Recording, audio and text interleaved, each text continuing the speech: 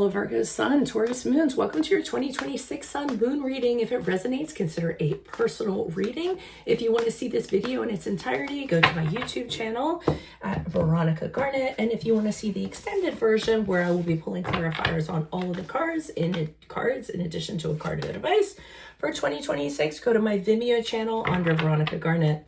You can also put in your request for your own Sun Moon reading as I'm doing them by request.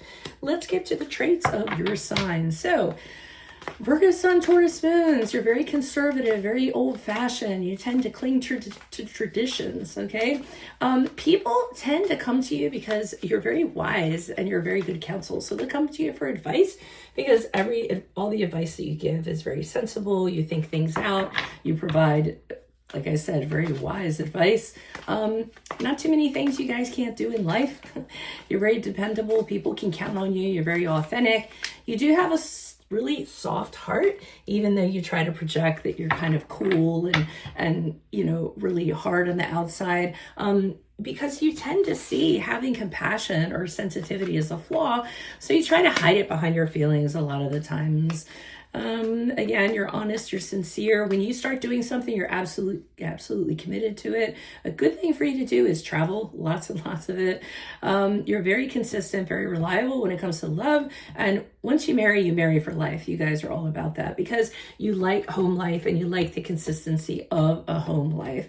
Try not to resist innovation, change, AI, things like that. Embrace new concepts. It's only going to help you gain some insight. Try to expand on your social circle, your friendships.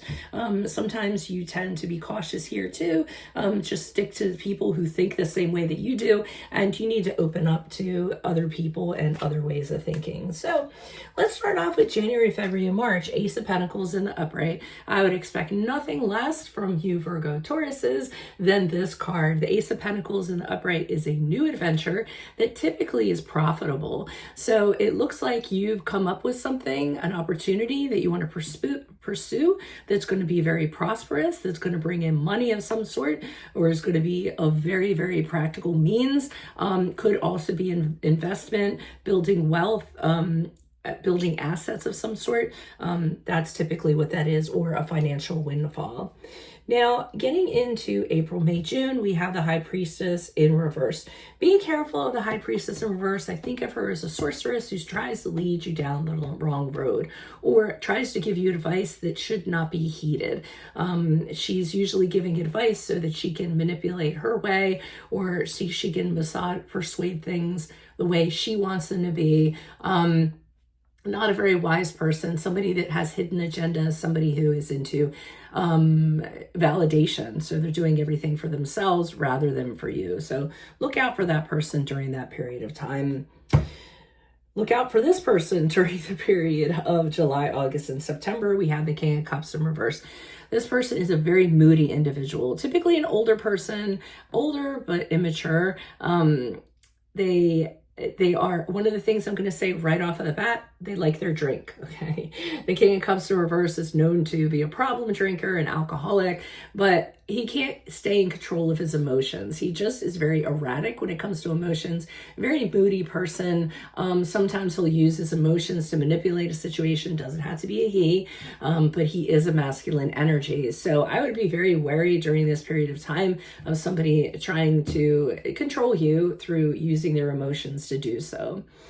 And then finally, for October, November, December, we have the Nine of Pentacles in reverse. This is where you may not be in, well, two things could be happening here, and they can be combined at the same time. So one of the things could be that you aren't doing very well financially during this period of time.